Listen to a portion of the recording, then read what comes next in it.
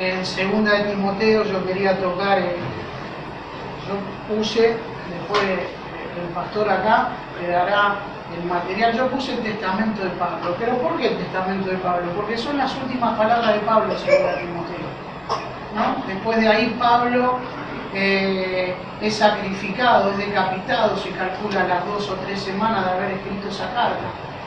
Cuando uno ve, es interesante porque las últimas palabras de alguien que está por morir son interesantes, porque uno siempre se queda, si uno va a ver un hospital, algún enfermo, siempre a ver qué fue lo que dijo en las últimas palabras. Y siempre lo que está diciendo Pablo es a quién le va a pasar la antorcha a Pablo para que siga con la doctrina.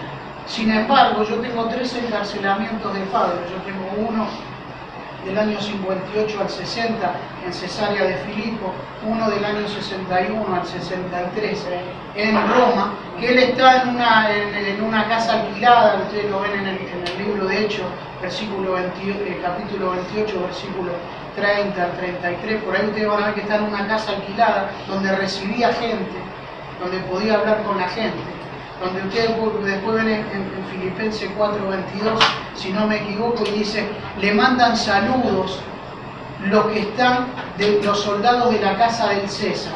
Así que en ese tiempo que estuvo preso, en el año 61 al 63, en la casa alquilada, le predicó todo el mundo, inclusive a los que estaban en la casa del César. Tremendo, ¿sí? Pero ya ¿sabes por qué a mí me gusta poner los contextos? Porque vos en el contexto te vas a dar cuenta de dónde está enfocado. Entonces yo lo tengo ahora en una cárcel que le llamaban el sepulcro en Roma. ¿Por qué? Porque las ratas se comían a la gente. Entonces el que entraba ahí quedaba frito. ¿Sí? ¿Qué hacían los? Cuando ustedes ven el capítulo de Romanos 7, versículo 24, ustedes van a ver que dice Pablo, ay de mí, ¿quién me librará de este cuerpo de muerte? Miserable de mí, ¿quién me librará de este cuerpo de muerte? Haciendo una alegoría de lo que es el pecado. Lo que está hablando Pablo es una de las torturas que hacían los romanos, te ataban con un muerto. Entonces se iba pudriendo el muerto y vos con él. ¿Se entiende, no? Hasta te paraban, te ataban con un muerto, paraban al muerto y te ataban y te quedabas con el muerto. Y mientras el muerto se descomponía, vos te descomponías con el muerto. ¿Sí? Por eso hay que meterse en el contexto. ¿Cómo está Pablo? ¿Se entendió, no? Miserable de mí, ¿quién me librará de este cuerpo de muerte? Está haciendo una alegoría de lo que es el pecado, pero la está haciendo sobre algo real, ¿no? El romano, más o menos, la cárcel era una cárcel chica donde había una ventana y decapitaban a la gente al lado de Pablo mirando por esta ventana, porque psicológicamente te hacían eso, ¿no? Por eso es interesante que en 2 Timoteo, el primer versículo, Pablo dice, Pablo, apóstol de Jesucristo, según la promesa de vida que hay en Cristo Jesús. Sin embargo, está habiendo muerte por todos lados. ¿Sí? ¿Estamos acá? Si no me dicen. Estamos acá, ¿no? Así que ese es el contexto. Pablo, ¿lo bajás? No. Para que no le den el derecho a todo, lo agarro frío enseguida. Sí, hace frío. ¿Sigo? Sí. Por eso el primer versículo ya llama la atención, porque dice Pablo, apóstol de Jesucristo, según la promesa de vida que hay en Cristo Jesús. Sin embargo, lo están a punto de decapitar. Y sin embargo, está habiendo muerte por todos lados. Y habla de la promesa de vida que hay en Cristo. Y lo que lo está, digamos, preocupando a Pablo es a quién le pasa la doctrina. No me habla que Satanás lo atacó, no me habla de lo que él está pasando, no se enfoca en lo de él, no manda a Timoteo a que ore por él por lo que está pasando en la cárcel, ¿sí? Sino manda a quién le pasa la doctrina, porque la doctrina es importante. ¿Sí? ¿Estamos acá? Sí. La doctrina es lo más importante que hay, por eso el Señor dice, escudriñad las Escrituras, porque a vosotros les parece que tenéis vida eterna, y ellas son las que dan testimonio de mí. Eso lo dice Juan 5:39. En el versículo 40 dice, si le creíste a Moisés, me tenés que creer a mí, porque de mí escribió él. En toda la escritura yo siempre veo a Cristo. Siempre. ¿Sí? Entonces, bueno, ¿a quién le pasa la doctrina? ¿Por qué? Porque ya en la iglesia se empiezan a meter muchas herejías, se empiezan a meter muchas falsas doctrinas, se empiezan a meter falsos maestros, se empiezan a meter falsos apóstoles. Siempre ustedes van a ver una imitación que hay. Siempre, siempre, siempre Satanás imita. Siempre. Ya cuando ustedes ven Primera de Reyes 12, ustedes van a ver que se separan los reinos. Se van 10 tribus con Jeroboam y 2 tribus con Roboam. Y esas 10 tribus, ¿qué hace Jeroboam? Dice, la adoración genuina era en Jerusalén, ¿sí? Donde el Señor había mandado, pero ahora divide y pone un becerro en Betel y un becerro en Dan. Y divide la adoración genuina hacia el Señor. Entonces lo primero que hace, cambia el objeto de culto, que es el Señor, y pone un becerro de oro. ¿Sí? La adoración a la riqueza, podríamos llamarla. Después cambia lo que es el lugar, cambia el objeto de culto, que en vez de ser el Señor es un becerro de oro, cambia el lugar del culto, que era Jerusalén, y ahora pone un becerro en Betel y en Dan. Cambia a los sacerdotes, y no son de la tribu de Leví. Cambia el altar y cambia el calendario. Y ustedes van a ver que termina Primera de Reyes 12 y dice, hizo Jeroboam según estaba en su corazón. ¿Sí? Parecía, pero no era. Porque esa no era la adoración genuina. La adoración genuina estaba en Jerusalén. Y siempre van a haber imitaciones de eso. Por eso Pablo una y otra vez exhorta para que uno esté bien parado en la doctrina. Cuando uno ve 2 Corintios 2, el versículo 17, Pablo dice, no somos como muchos que medran falsificando la palabra de Dios, sino que con sinceridad, como de parte de Dios y delante de Dios, hablamos en Cristo Jesús. No somos como muchos que medran falsificando la palabra de Dios. Es un camino popular. El falsear la escritura. Medrar, está buena esa palabra, que los romanos también cuando vendían alguna fruta ponían la linda arriba y la podrida abajo. Entonces puede aparecer algo muy lindo porque te están vendiendo un buzón. Sería... Como hacen ahora también. ¿Sí? Sí. Se entiende, ¿no? Sí. Cuando uno ve Filipenses 3:18, dice, por ahí andan muchos, dice Pablo, y aún lo digo llorando, que son enemigos de la cruz de Cristo, cuyo fin será perdición, cuyo Dios es el vientre y cuya gloria la vergüenza. Y hace un contraste, y el versículo 20 dice, nuestra ciudadanía está en el cielo. ¿Sí? Es un contraste, los que buscan las cosas terrenales, los que falsifican la palabra de Dios y los que buscan las cosas de arriba. Siempre van a ver eso en la escritura. Siempre, siempre, siempre. ¿Sí? Por eso en Lucas 12:32 dice, el Señor dice, no temáis manada pequeña, porque a vuestro Padre le ha placido daros el reino. ¿Manada cómo? Entonces no se salvan mucho. Digo, no sé. ¿Sí? Entrar por la puerta estrecha. Y la pregunta cuál fue que le hicieron, Señor, ¿se salvan poco? Y dijo, entrar por la puerta, porque muchos son los que quieren entrar y no pueden. Usted no escuche cuando uno está en un púlpito y te diga está en el púlpito y conoce es el siervo del Señor. Analice lo que dice primero. Después vea. ¿Sí? Los de Berea dijeron, ¿quién es este? Y este es Pablo, y es grosso. Y dice, vamos a ver si lo que dice Pablo es así. Y era más noble que los de Salónica. Vamos a ver si lo que dice Pablo y escudriñaban la palabra. Escudriñe si lo que yo le digo no es así. Fíjese. Y después se va a dar cuenta los desastres que hay. Cómo se lastima a la gente, cómo la gente queda herida. A la gente le miente. Dice, levanta la mano. ¿Y qué hago? Y no, levanta la mano, tenés vida eterna. Es un negocio redondo ese. No le dicen que tiene que cambiar de vida. No le dice que que tiene que dejar de golpear a la mujer, no le dice que tiene que dejar de tomar, no le dice que tiene que dejar que arrepentirse y dejar la vida vieja y empezar a tener una buena nueva vida en Cristo y vivir una vida rendida y sometida a los pies del Señor y hacer la voluntad de Él. Eso no se lo dice porque no queda nadie. ¿Iba a decir algo, no? No. Me pareció. Entonces yo quería tocar unos versículos acá en Timoteo. Acá Timoteo está pasando por un mal momento, un momento bajo. Cuando ustedes ven la escritura que por ejemplo dice Dios no nos dio un espíritu de cobardía. ¿Por qué? Porque eso era lo que estaba pasando Timoteo. Estaba siendo cobarde. No se quería identificar con el Señor. Por eso si ustedes ven el versículo 8 dice: por tanto no te avergüences de mí y de dar testimonio al Señor Jesucristo. ¿Por qué? Porque está pasando, se empiezan a levantar contra el liderazgo y el ministerio de Timoteo y está pasando un mal momento ministerial.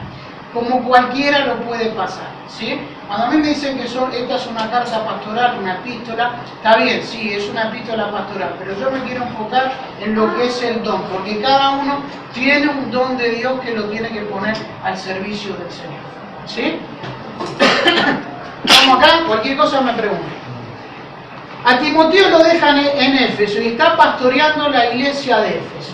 Si yo me voy al capítulo para atrás, antes de entrar en la enseñanza, ustedes van a ver que dice, ¿lo tienen 1 Timoteo 1:3? Dice, como te rogué que te quedases en Éfeso. ¿Ven? Ahí estamos. Cuando fui a Macedonia, para que mandase a algunos que no que. ¿Lo tienen? 1 Timoteo 1:3. Algunos que no enseñan diferente doctrina. Algunos que no enseñan diferente doctrina. Lo deja a Timoteo, lo deja en Éfeso para que se quede ahí y empiece a acomodar las cosas, porque había algunos que estaban enseñando diferentes doctrinas, ¿sí? La doctrina es una sola, la doctrina no cambia. Yo no puedo ir por la margen de la escritura porque quiero acaparar gente. No. Nunca, jamás el mensaje fue ese, nunca. El evangelio no es un camino popular, el evangelio es un remanente. Por eso no todos se convierten a Cristo. Por eso cuando ustedes ven Lucas 14, el versículo 22 en adelante, dice, multitudes lo seguían al Señor. Multitudes, la escritura habla de entre 3.000 y 5.000 personas. Pero el Señor se dio vuelta y dice que no aborrece a padre o madre, hijo, hija, y su esposa, y aún su propia vida, no puede ser mi discípulo. Ese no es un mensaje que acapare gente. Es más, ni lo quiero arriba a un púlpito. Ese fue el mensaje. ¿Sí? Siempre el mensaje, Juan el Bautista, en Mateo 3, el versículo 8, dice arrepiéntanse. El Señor, en Marcos 1, el versículo 15, dice, el tiempo de Dios se ha cumplido, el reino de Dios se ha acercado, arrepiéntanse y crean en el Evangelio. Los apóstoles en Hechos 3:19 dice, arrepentid y convertid para que sean borrados vuestros pecados y vengan tiempo de refrigerio de la presencia del Señor. Ese era el mensaje. Esa era la base de la salvación. Ese era el mensaje. En Hechos 17:30 el Señor dice, Dios habiendo pasado por alto los tiempos de esta ignorancia, ahora manda a todos los hombres en todo lugar que se arrepientan. Ese es el mensaje, no que sean prósperos, no que hagan un pacto. El mensaje es ese. No hay otro mensaje. Y lo que lo preocupa a Pablo, o sea, ¿a quién le va a pasar la doctrina? ¿Sí? Acá se empiezan a levantar personas contra el liderazgo de Timoteo, por eso es la carta, ¿sí? Y ustedes ven ahí que se empiezan y dice el versículo, estamos en 1 Timoteo 1, sí. 19, manteniendo la fe y buena conciencia, y desechando la cual que naufragaron ¿qué? 1.19, 1 Timoteo. ¿Qué dice? Alguien me lo lee, por favor. Sin temor, lea. Manteniendo la fe y la buena conciencia, desechando la cual naufragaron en cuanto a la fe algunos. De los cuales Seguí. son... Dale. Sí, Dale. de los cuales son Himeneo y Alejandro, a quienes entregué a Satanás para que aprendan a no blasfemar. ¿Listo? Entonces empiezan a naufragar, empieza a haber otra doctrina diferente. ¿Estamos de acuerdo en eso? ¿Sí? Bueno, Sí. Yo a veces escucho cosas que no. Digo, ¿cómo puede ser que está diciendo? Y la gente va. Y va. Y a veces me dice, pero es así, se lo mostrás con la Biblia, yo qué sé, cuando volviste a los 2 años sigue estando ahí. Dice, no, tenés razón, dice, te sacan los soquetes, no se te desatan un cordón. Y volvés a los 2 años y sigue estando ahí. Y volvés a los 3 años y te dice lo mismo y sigue estando ahí. Es increíble, increíble. Por eso te terminás siendo mala sangre, te indignás y después decís, claro, si siguen estando ahí. No todos se entienden. Pero cuando yo siempre digo una cosa, uno puede decir, a mí me enseñaron, no, ¿qué dice la Biblia? Pero yo, ¿qué dice la Biblia? Esto es así. A mí me parece, no, ¿qué dice la Biblia? Ustedes van a ver en 1 de Timoteo 6, 7, dice, estoy haciendo como una introducción, ¿no? Y lo veo que están como medio dormidos. Y Pablo dice, sin duda nada hemos traído a este mundo y sin duda nada hemos de sacar, así que con sustento y con abrigo, con esto estemos contentos. Y yo pongo entre paréntesis, entonces el siervo de Dios no es codicioso. Se me ocurrió hace un rato. Con sustento y con abrigo, con esto estemos contentos. O sea, usted se va a ir de acá sabiendo lo que es un siervo del Señor. Sabiendo lo que es doctrina, lo que el Señor habló. El Señor dijo en Juan 12:8, siempre va a haber pobre entre ustedes. No le dijo que hagan un pacto, que le podía haber dicho. Tranquilamente, ¿no? El joven rico cuando vino dijo, vende todo y dáselo a los apóstoles. No, dijo, dáselo a los pobres. Digo, no sé. No le dijo, dáselo al profeta que viene ahí con palabra del Señor. ¿Sí o no? ¿Estamos acá? ¿Eh? Así que teniendo sustento y abrigo, con esto estemos contentos, porque los que quieren enriquecerse caen en lazo y en tentación, y toda codicia dañosa y necia que hunde a los hombres en perdición. ¿Sí? Porque el amor al dinero es raíz de todos los males, lo cual codiciando algunos se extraviaron de la fe y fueron traspasados muchos dolores. ¿Sabes por qué está escribiendo eso? Porque eso pasó en la iglesia. No es que escribe porque escribe, pasa eso y sobre eso escribe. El amor al dinero es raíz de todos los males, lo cual codiciando algunos se extraviaron de la fe y fueron traspasados por muchos dolores. Pero después el versículo 11 dice, mas tú, hombre de Dios, huye de qué? De estas cosas. Sigue la justicia, la fe, la piedad, ¿sí? Y pelea la buena batalla de la fe. Así que, después me dice, hombre, ¿vos sabés qué es la primera vez que pone hombre de Dios en todo el Nuevo Testamento? Y esa palabra hombre de Dios lo está afirmando a Timoteo como hombre de Dios era Moisés, como era Elías. Dice, pero tú, hombre de Dios, lo que está diciendo está haciendo un contraste de los que están en los versículos del 10 para arriba, hace un contraste, le dice, pero vos sos un hombre de Dios. Ellos van por lo temporal, pero vos vas por lo eterno. Ellos van por lo terrenal, vos vas por lo celestial, porque sos un hombre de Dios. Y yo conozco al hombre de Dios, según este versículo, mas tú, hombre de Dios, huye y sigue la justicia. ¿Huye de qué? De la codicia. Así que yo conozco al hombre de Dios, por lo que huye, por lo que sigue y por lo que pelea. Esto no es difícil, ¿eh? ¿Sí? Yo le agarro a la hija de Ariel y le pregunto y me lo va a saber decir. Le digo, tío, ¿es codicioso el siervo de Dios? Y me va a decir, no, Tony. ¿Cómo tiene que ser un siervo de Dios? Me va a decir, tiene que ser, huir de esto, seguir esto y pelear por esto. Me lo dice una criatura. Así que yo voy a saber un hombre de Dios por lo que sigue, por lo que huye y por lo que pelea. Y porque no es codicioso. Vos sabés que la codicia en la Escritura se paga cara, ¿no? Por eso el Señor en Lucas 12:15 dice, mirá bien, guardad de toda avaricia, porque la vida del hombre no consiste en la cantidad de bienes que posee. Amén. La codicia en la Escritura se paga cara. ¿Qué dice acá en el capítulo 7 del libro de Josué? Vi, tomé y codicié. ¿Sí? Lo liquidó a todo el Señor, hasta la familia. ¿Sí? En los 10 mandamientos está que no hay que codiciar. ¿Sí o no? Por eso Pablo, cuando ustedes ven el capítulo 20, el libro de Hechos, el versículo 33, empieza a hablar de los lobos que se meten dentro de la iglesia. El versículo 28 dice, por tanto, mirad por vosotros, primero, por mí, y por todo el rebaño que el Espíritu Santo los ha puesto como obispo, para que apacentéis la iglesia del Señor que Él ganó con su propia sangre. Porque yo sé que después de mi partida entrarán en medio de vosotros lobos rapaces que no perdonarán al rebaño.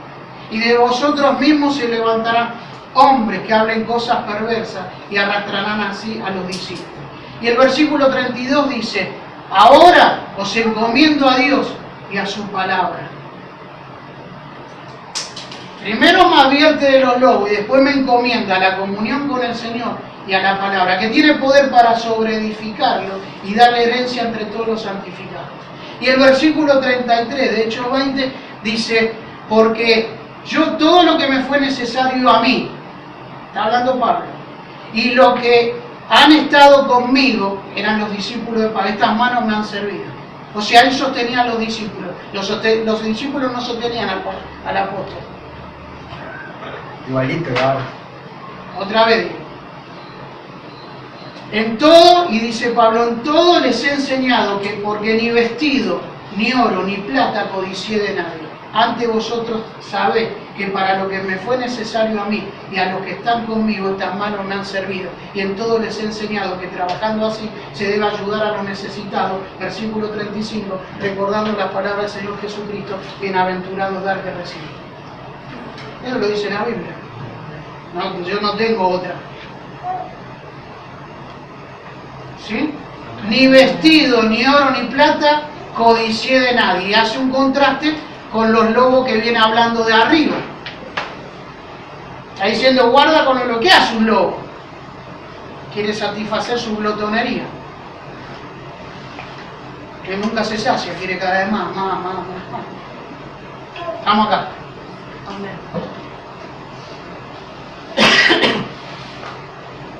Está pasando un mal momento Timoteo y empieza a hablarle, y hay 6 puntos que vamos a ver en lo que dice el capítulo 1. Pablo, apóstol de Jesucristo, por la voluntad de Dios, según la promesa que hay en Cristo Jesús. A Timoteo, amado hijo, gracia, misericordia y paz de Dios, Padre y de nuestro Señor Jesucristo. Leemos hasta el versículo 17, 2 o 3 versículos cada uno.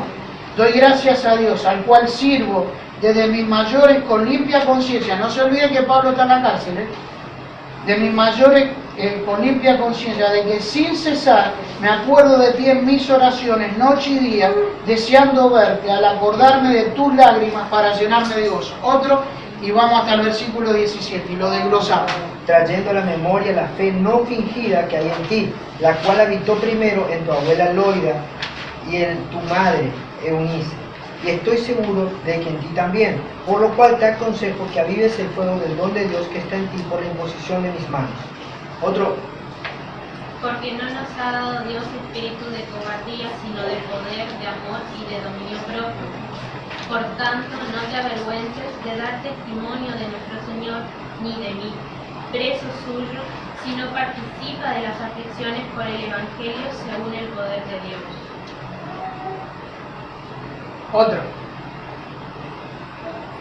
Quien nos salvó y nos llamó con el llamamiento santo, no conforme a nuestras obras, sino según el propósito suyo y la gracia que nos fue dada en Cristo Jesús antes de los tiempos de los siglos, pero que ahora ha sido manifestada por la aparición de nuestro Salvador Jesucristo, quien quitó la muerte y sacó a la luz la vida y la inmortalidad por medio del Evangelio. Del cual yo fui constituido predicador, apóstol, maestro de los gentiles, por lo cual asimismo padezco, pero me avergüenzo porque yo sé quién ha creído, y estoy seguro que es poderoso para guardar mi depósito para aquel día. Retén la forma de las sanas palabras que de mí oíste, la fe y amor que es en Cristo Jesús. Guarda el buen depósito por el Espíritu Santo que mora en nosotros. Ya sabes esto, que me abandonaron todos los que están en Asia, de los cuales son Figelo y Hermógenes. Tenga el Señor misericordia a la casa de Onesíforo, porque muchas veces me confortó y no se avergonzó de mis cadenas, sino que cuando estuvo en Roma me buscó solícitamente y me halló. Concédale el Señor que haya misericordia cerca del Señor en aquel día, y cuánto nos ayudó en Éfeso, tú lo sabes mejor. Hasta ahí la palabra. Primer punto, que hay un principio de autoridad. Está pasando un mal momento, le empieza a dar a entender que no titubee, que no vacile en las convicciones que tiene Timoteo. Cuando usted ve en 2 Timoteo, el capítulo 4, te encarezco delante de Dios y del Señor. Cuando te habla te encarezco delante de Dios, está diciendo, te encarezco delante de la presencia de Dios, como que Dios te está mirando. ¿Sí? Por eso habla la palabra delante de Dios. Te encarezco delante de Dios y del Señor Jesucristo, que juzgará a los vivos y a los muertos en su manifestación y en su reino, que prediques la palabra, en tiempo y fuera de tiempo. Redarguye, reprende con toda paciencia y doctrina, porque vendrán tiempos cuando no sufrirán la sana doctrina, sino que teniendo comezón de oír se amontonarán maestros conforme a su propia concupiscencia, y apartarán de la verdad el oído y se volverán a la fábula. Pero tú sé sobrio en todo, soporta las aflicciones, haz obra de evangelista, cumple tu ministerio. Versículo 6, porque yo estoy a punto de ser sacrificado, porque le iban a decapitar, y el punto de mi partida está cercano. He peleado la buena batalla, he acabado la carrera, he guardado la fe. Por lo demás me está guardada la corona de justicia, al cual me dará el Señor, juez justo, en aquel día, y no solo a mí, sino a todos aquellos que aman su reino. Te encarezco delante de Dios y del Señor Jesucristo, que juzgará a los vivos y a los muertos en su manifestación y en su reino, que prediques la palabra, no psicología, predica la palabra. Siempre es la palabra, siempre es la palabra, siempre es la palabra. No hay otra cosa que reemplace a la palabra. No hay otra cosa que reemplace el poder del Espíritu Santo. ¿Sí? Porque se amontonarán maestros conforme a sus propias concupiscencias. ¿Qué quiere decir eso? Yo voy a traer los que están en el palo mío. Maestros conforme a mi propio. Yo amontono lo que yo ponía, y todos los que traían hablaban todo de prosperidad. Ese era el palo. Amontonaban maestros conforme a sus propias concupiscencias. Y te apartarán de la verdad el oído y se volverán a la fama. Yo traigo, si alguien me viene a hablar de doctrina o alguien viene a decir cómo hay que corregir, yo no lo traigo porque no me sirve y porque dejo una confusión dentro de la iglesia a la gente, porque le están diciendo una cosa y la palabra dice otra. Entonces yo no lo traigo. Yo traigo al que está. Yo no voy a traer nunca a la iglesia donde estamos congregando a uno que me hable de pacto y me hable de prosperidad. Jamás. ¿Sí? Que puede venir y puede hablar, pero yo sé dónde está parada la congregación. Yo sé que siguen a Cristo porque lo aman a Cristo y no porque tienen 50 pesos en el bolsillo. Así que pueden venir y hablar de lo que quieren. Pero yo ir a otro lado y hablar esto no lo puedo hablar. Entonces se amontona maestros conforme a su propia concupiscencia, a lo que ellos desean, a lo que ellos quieren decir. ¿Sí? Eso es lo que empieza a decirle Pablo.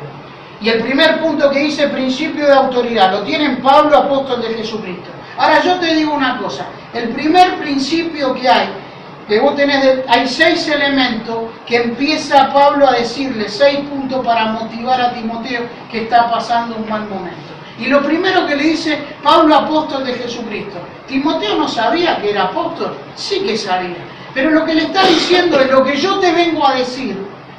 No son sugerencias, son exhortaciones que vienen de parte del Señor. ¿Sí? Lo que yo te vengo a decir no reside en mi persona, sino reside en la palabra que yo te voy a dar.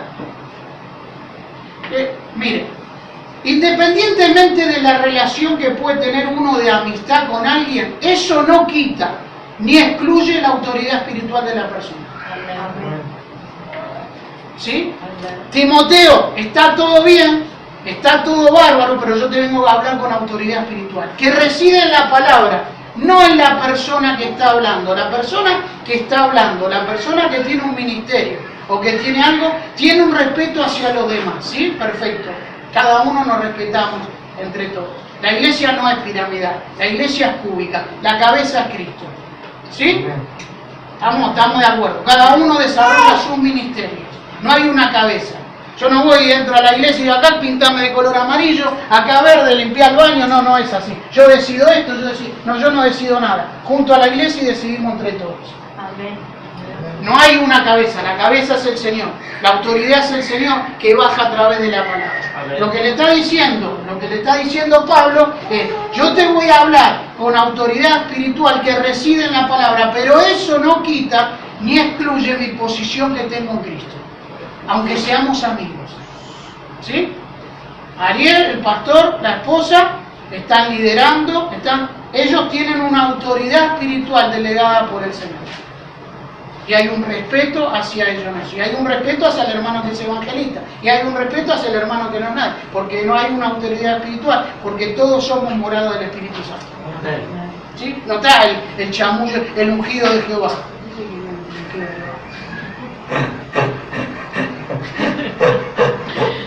¿Dónde está eso? No hay ungido de Jehová. Cada uno de nosotros es morada del Espíritu Santo, es bautizado en el Espíritu Santo, es sellado por el Espíritu Santo y va en un camino progresivo de ser lleno del Espíritu Santo. Pero no hay el ungido. Mirá lo que soy yo, el ungido. Sí, es así. ¿Sí? Cuando uno ve Mateo 23:8, ustedes van a ver y dice, vosotros no queréis que los llamen maestros, porque uno solo es el rabí, todos los demás son hermanos. Mirá qué corto. ¿Sí? Todos desarrollan el ministerio. Esa es mirá qué interesante que el capítulo 6 de Hechos tenían problemas. Las griegas con las judías porque tenían que servir las mesas, pim, pum, pum, y fueron a los apóstoles y los apóstoles le dijeron, elijan ustedes gente de buen testimonio llena del Espíritu Santo y de fe. ¿Quién eligió? La iglesia, no eligen los apóstoles.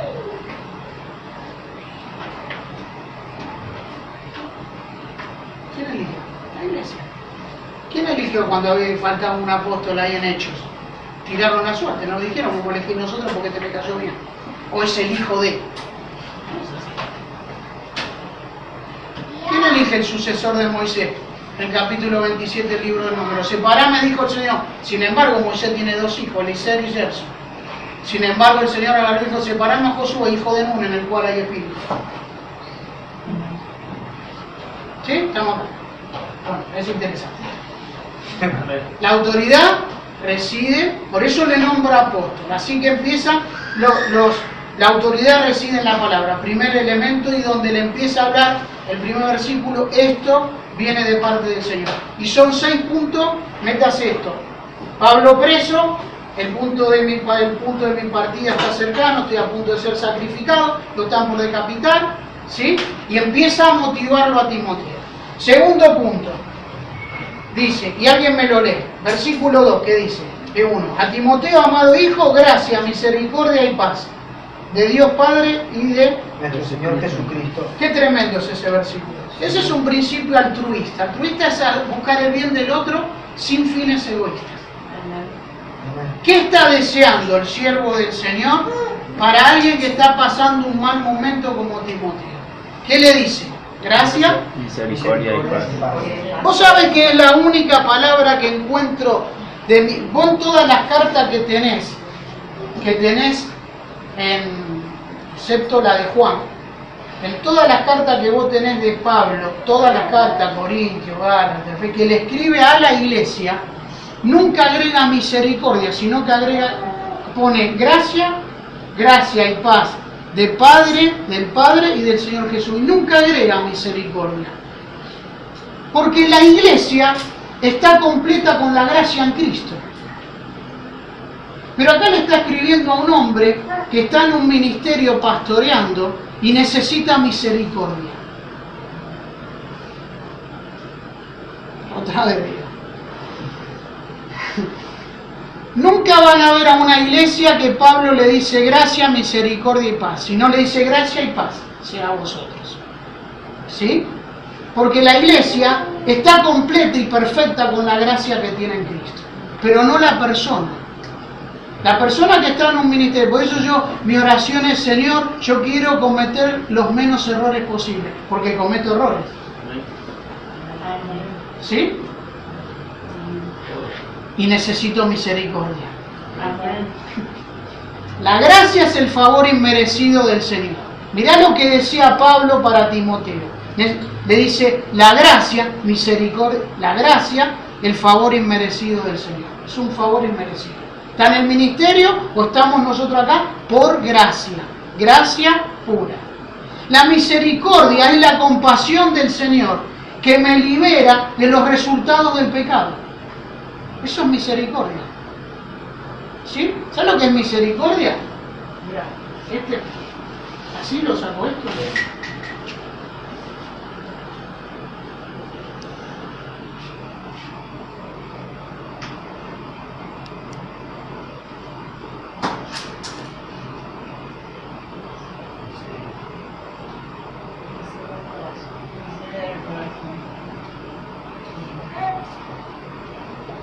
Yo necesito que el Señor tenga misericordia en mi corazón. ¿Sí? Cada uno de nosotros necesitamos misericordia del Señor. Esa es la compasión del Señor que me va a liberar del resultado o de las consecuencias de mis errores. Yo cometo errores, no sabés, ¿sí? Pero sé cuando los cometo y sé dónde ir y arrepentir. Gracia y misericordia. Y el resultado de la gracia y la misericordia es que voy a tener paz. Es que voy a tener una vida, voy a tener mi mente. Yo siempre digo una cosa, la paz en una mente no tiene precio. ¿Sí? La paz, lo que produce la gracia y la misericordia es una paz que domina la mente y el alma. Yo siempre lo voy a decir. A mí cuando me decían que yo tuve 11 años tomando cocaína y me decían Dios te bendiga, pero decía qué lindo, ¿no? Apenas empecé a congregarme, pero cuando me decían que Dios te dé paz, ¿sabes lo que es una mente adicta con paz? No tiene precio. No tiene precio. Vos lo relacionás todo con la droga. ¿Sabes lo que venga el Señor y te pone la paz?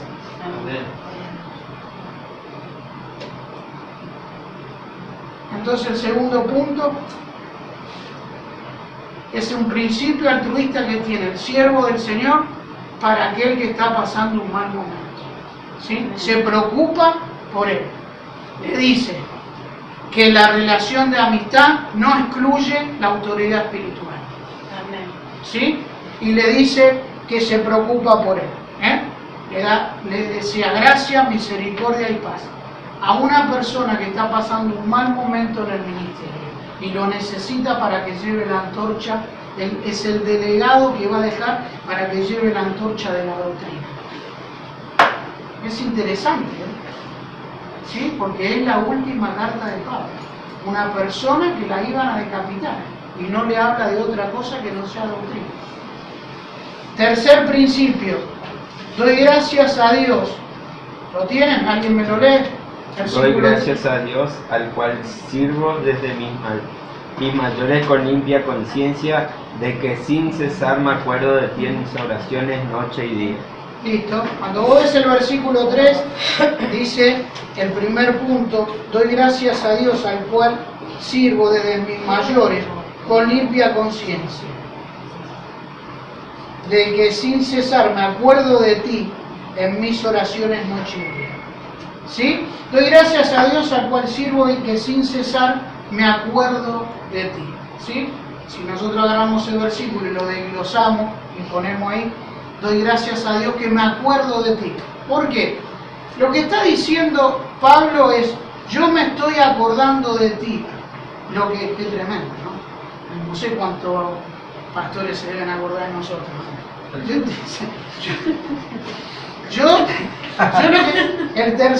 El tercer punto es un aprecio hacia Timoteo. Así que yo puse un principio de aprecio. Se está acordando de él. ¿Sí?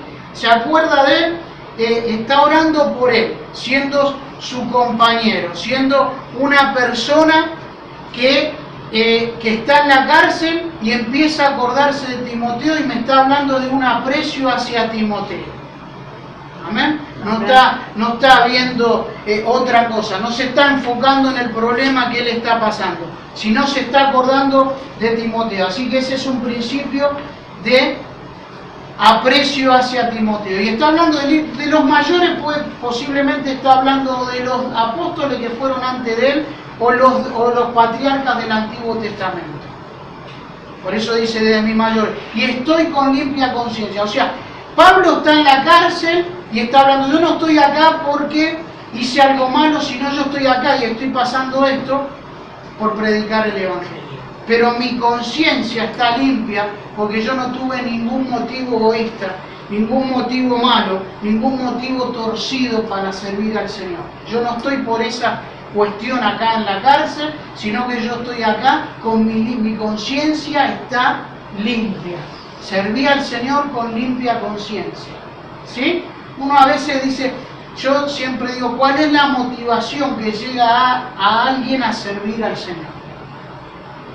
Porque hay una motivación. Uno tiene que cuestionarse esa motivación y examinársela. ¿Qué me motiva a mí a servir al Señor o a cada uno de lo que nosotros estamos hablando? ¿Sí? Hay una motivación. El seminario te pone 3P. Dice 3P, algunos están motivados por 3P. Plata, poder o polleras. ¿Sí? A mí lo que me tiene que motivar a servir a Cristo es el amor al Señor. No puede haber en el corazón de un siervo o una sierva del Señor otra motivación que no sea esa. No puede haber una motivación por plata, no puede haber una motivación porque lo que uno no consiguió en la casa lo quiere tener en un púlpito, o lo que no consiguió en la vida circular lo quiere lograr en un púlpito. No es así. O quiere tener una autoridad que no la tiene en la casa. Entonces va a la iglesia y se hace capanga. Pero cuando llega a la casa, mamá mía. El agradecimiento. Amor y agradecimiento. Sí, amor y agradecimiento. Perfecto. ¿Sí? Así que sí, un principio de aprecio hacia Timoteo. Está ahí con limpia conciencia. Y ya le faltaba poco, como cuando escribe en Filipenses 1:21, que Pablo dice, servir sirvo a Cristo y el morir es ganancia. Así que la ganancia de Pablo estaba ahí a la puerta. Estaba por cobrar. Estaba por recibir la corona al siervo del Señor. Yo estoy a punto de ser sacrificado. Ese era el presente de un siervo. He peleado la buena batalla. Ese es el pasado. Por lo demás me está guardada la corona de justicia, la cual me da. Ese es el futuro, la esperanza. Presente, pasado y el futuro de un siervo del Señor. ¿Sí? La ganancia del siervo estaba ahí a la puerta. ¿Sí? Qué linda que es la palabra, ¿no? Ahora, ¿por qué da gracias? ¿Saben cuando uno dice, si ustedes desglosan bien el versículo, doy gracias a Dios al cual sirvo por mis mayores con limpia conciencia, de que sin cesar me acuerdo de ti? ¿Sí? Está agradecido, da gracias a Dios porque después injerta la frase limpia conciencia. Pero da gracias a Dios por haberlo conocido a Timoteo. Es tremendo. Vos imagínate que un siervo, un apóstol, Pablo, ¿no?, te diga eso. ¿Sí? ¿Cómo se habrá sentido Timoteo? Lo que le está diciendo él, doy gracias a Dios por lo que Dios hizo en mí. Te lo voy a parafrasear. Pablo está diciendo, Timoteo, yo doy gracias a Dios por haberte conocido. Yo doy gracias a Dios por lo que Dios hizo en mí a través de ti. Tremendo. Yo doy gracias a Dios que el privilegio que me dio el Señor, Timoteo, de poderte discipular. Porque para mí, dice Pablo, fue una bendición. Tremendo. Seguimos. Principio de motivación, el cuarto punto. con limpia conciencia de que sin cesar me acuerdo de ti en qué, en mis oraciones noche y día. Bueno, mirá lo que le está diciendo a Timoteo y él estando preso. No se olvide de ese contexto. Se acuerdan las oraciones de él. Qué lindo cuando un siervo del Señor dice que está orando por vos. Qué bueno que es eso. A veces uno deja de lado lo que es la oración o no le dice a alguien que está orando por él. Pero acá me está enseñando que es necesario que aquel que está en una posición de liderazgo, ¿sí? Y para cada uno de nosotros es necesario decir a los hermanos que uno está orando por ellos, porque ese es un motivo de gozo y de gratitud hacia la persona.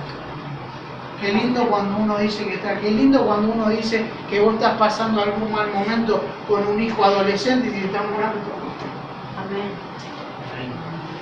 ¿Es así? ¿No? Qué lindo que es eso, ¿no? Un día vino un coreano y hacía 5 años, había venido al seminario en el 2008, 2009, y entonces nos quedamos hablando con el coreano y entonces el coreano, ¿cómo se llaman tus hijos? Mi hijo se llama Alan y mi hija Camila. Y bueno, yo qué sé, bueno, me voy a estar orando por él. Y después volví al seminario en el 2014. ¿Ya lo que me dijo el coreano? ¿Cómo anda tu hijo Camila y Alan? ¿Sabes por qué no se olvidó? No oraba todos los días.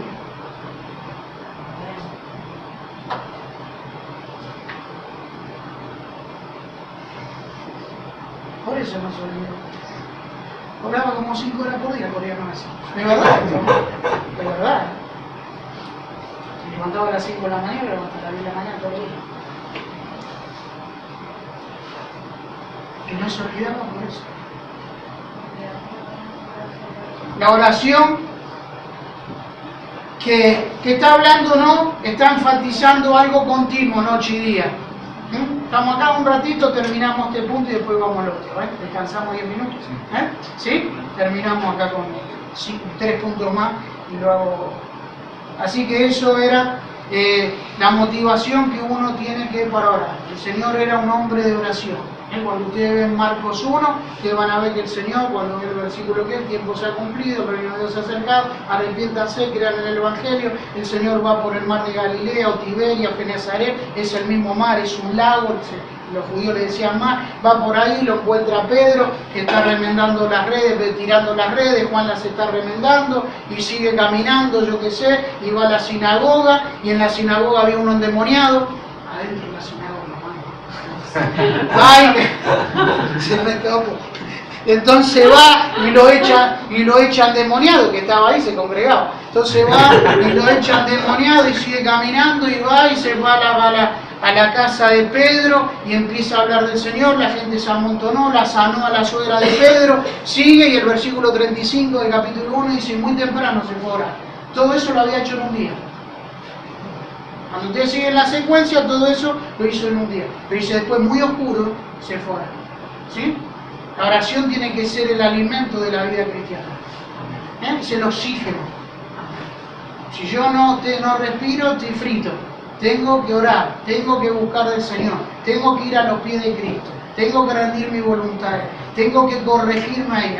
En realidad a mí el Señor nunca me dice nada, pero lo único que me dice es donde yo tengo que corregir. Yo quiero que venga con una revelación y dice: no, acá dijiste mal, acá le contestaste mal a tu hermano, acá hiciste esto, acá le hiciste desprecio al otro, con tu hijo tenés que arreglar esto, con tu esposa tú tenés que sentarte en un café, con el hermano.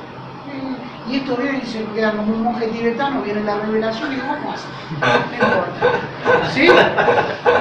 Entonces, vamos. Entonces, yo arreglo esas cosas a los pies del Señor. ¿Sí? A los pies de Cristo. El tipo viene con una revelación que le bajó así hace 20 años que no perdona al hermano. Entonces el Señor no le dice que tiene que para mí, sí me dice. Yo la primera vez que fui a dar clase en el seminario, que me dijeron: Tony, ¿vas a dar clase en el seminario? Yo digo: clase en el seminario, ¿no? Pero antes de dar clase, lloraba. Había un tío mío que yo no lo podía ni ver. Más o menos pasaba el tipo a 20 kilómetros y a mí se me revolvía el estómago. Es verdad esto. No lo podían ir. Bueno, a mis ojos era mal tipo, hoy restauré la relación, ¿no? Pero así yo estaba en el cristianismo, así había ido. Y yo le pedí al Señor que yo quería hablar la palabra, y me decía, anda a pedir perdón a tu tío. Y yo decía, que no quería nada. Anda a pedirle perdón a tu tío. Cada vez que oraba era una tortura. Era así. Yo se los hago contar por mi esposa. Y eso me frenaba la bendición del Señor. Agarré un día, lo llamé por teléfono y digo, quiero sentarme a tomar un café con vos. Y fui y le pedí perdón. Yo a él, y se puso colorado. Y hablé con mi primo y se entregó a Cristo. Y a los 15 días me llamaron del seminario. ¿Sabés cómo salí? Medía 2,5 metros yo.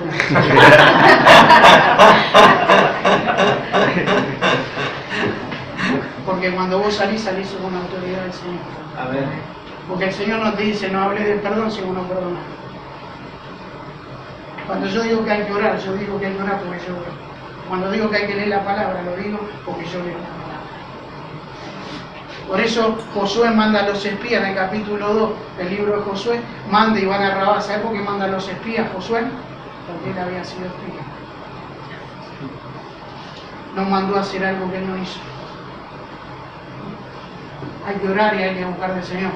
Y hay que orar por el otro, por el hermano, porque lo necesita. Yo necesito que ustedes oren por mí. Me acuerdo de ti en mis oraciones. 1, 2, 3, 4, 5 puntos. Principio de afecto personal, anhelo de comunión. ¿Qué dice?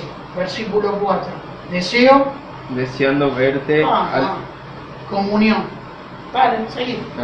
Deseando verte, acordarme de tus lágrimas para llenarme de gozo. La comunión, el deseo de verlo, las lágrimas que posiblemente está hablando de las lágrimas que cuando lo dejó en Éfeso, está hablando de esa comunión. Esa comunión es la misma palabra que ustedes ven en la cena en 22:15 de Lucas, cuando el Señor dice cuánto deseado. Esa comunión, ¿sí?, que uno tiene que tener con los hermanos.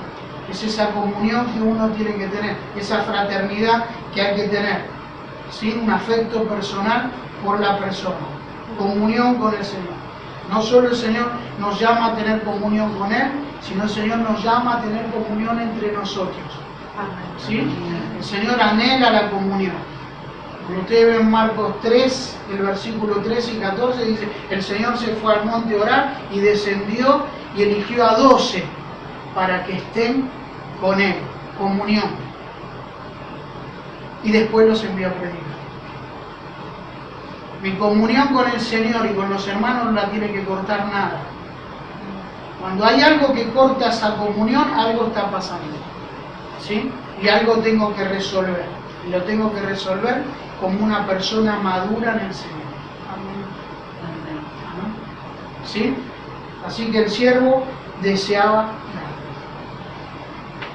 verte. Deseo verte. Un afecto genuino. Un amor propio por Él. Principio de afirmación. Dice, trayendo a la memoria, versículo, trayendo a la memoria la fe no fingida que hay en ti, la cual habitó primero en tu abuela Loída y en tu madre Eunice, y estoy seguro que en ti también. Está afirmando que tiene una fe genuina. Es interesante eso. O sea, pónganse en este contexto, está pasando por un mal momento y todas las cosas que le está diciendo. Yo tengo aprecio por vos, quiero verte, estoy orando día y noche. Y vos tenés una fe que es genuina, o sea, que hay una fe que es fingida. Pero está diciendo, vos tenés una fe que es genuina, no podés estar pasando por este momento. Te tenés que empezar a levantar, te tenés que empezar a moverte tus convicciones, a moverte, a no vacilar, a no titubear de lo que es la doctrina. ¿Sí? ¿Se entiende? Ahora, vos sabés que es interesante y nombra a la abuela y a la madre. Ahora vos fijate lo que es la palabra. ¿Qué hora es?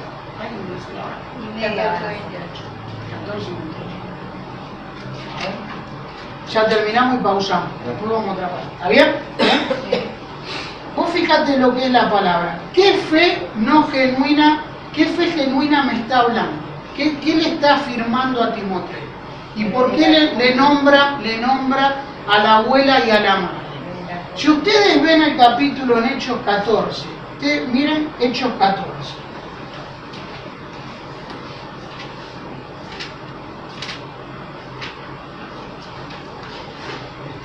Donde, vos acá tengo madre y abuela judía, ¿sí? No se olviden que tienen el Pentateuco, tienen los salmos, tienen los profetas, ¿sí? Ahora yo vuelvo a repetir el versículo. Ustedes cuando ven Deuteronomio 6, el versículo 4, dice: Oye Israel, Jehová nuestro Dios, Jehová uno es, y amarás al Señor con todo tu corazón, con toda tu alma y con toda tu fuerza, y estas palabras que yo te mando hoy estarán sobre tu corazón. Y las repetirás a tus hijos en tu casa, andando en el camino, al acostarse y al levantarse, ¿sí? O sea, en todo tiempo. ¿Estamos? La madre y la abuela saben eso. Y lo educan a Timoteo, porque el padre es un gentil griego, lo educan a Timoteo en la palabra, pero no en lo que era Cristo. ¿Sabe Timoteo la palabra del Antiguo Testamento? Esperaban al Mesías. ¿Estamos acá? Si no me preguntan. Y dice 14:20, ¿lo tienen 14:20 de Hechos? Pero rodeándole los discípulos, se levantó y entró en la ciudad, y al día siguiente salió con Bernabé. ¿Para dónde? Derbe. Para Derbe. Y después de anunciar el evangelio a aquella ciudad y de haber muchos discípulos, volvieron a Listra, Iconio y Antioquía. Van a Derbe y se convierten en muchos discípulos. ¿Sí? ¿Qué me dice 16? Acá pasan, en el capítulo 16, pasan 5 años de que había estado en Derbe. 5 años. ¿Estamos acá? 5 años que había estado en Derbe. Y dice el capítulo 16 de Hechos: después llegó a Derbe y a Listra, y aquí que había allí cierto discípulo que Timoteo, hijo de una mujer judía creyente, pero de padre griego, y daban buen testimonio de él los hermanos que estaban en Listra y en Iconio. ¿Quién era? Habían pasado 5 años, la madre Eunice y la abuela Loida se convierten en Derbe y abrazan la fe en Cristo y se la transmiten a Timoteo. ¿Se entendió? Amén. Por eso le habla de la fe no fingida, y ustedes ven ahí donde tienen la escritura, en 2 de Timoteo, ahí donde estamos estudiando el capítulo 3, dice el versículo 14, ¿qué dice? Pero persiste tú, 2 Timoteo 3:14, ¿qué dice? 2 Timoteo 3:14. Pero el entendimiento de ellos se embotó. 2 de Timoteo capítulo 3 versículo 14. Sí. Pero persiste tú en lo que has aprendido y te persuadiste. Pero persiste tú en lo que has aprendido y persuadiste, sabiendo de quién has aprendido. ¿De quién? De Loida y de Eunice. Y que desde la niñez, ¿de qué niñez? Desde antes de conocer a Cristo, ya la abuela y la madre le transmitían la palabra. Desde que tu niñez has sabido las sagradas escrituras, las cuales te pueden hacer sabio para la salvación por la fe que es en Jesucristo. Toda la escritura es inspirada por Dios, útil para enseñar, para redarguir, para corregir, para instruir en justicia, a fin de que el hombre de Dios sea perfecto, enteramente preparado para toda buena obra. Así que la escritura no tiene sustitutos.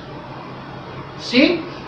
Entonces, el principio de afirmación, la fe no fingida que había en Timoteo, lo motiva y le dice, después cuando vemos las exhortaciones en el versículo, por lo cual hasta ahí, en la fe no fingida, y lo dejamos ahí en el versículo 5, y después vamos, acá tenemos entonces 6 elementos que motivan a Timoteo, y después del versículo 6 en adelante hay 8 componentes que Timoteo es motivado para el servicio. ¿Amén? Amén. Oramos y después pausamos 10 minutos y seguimos.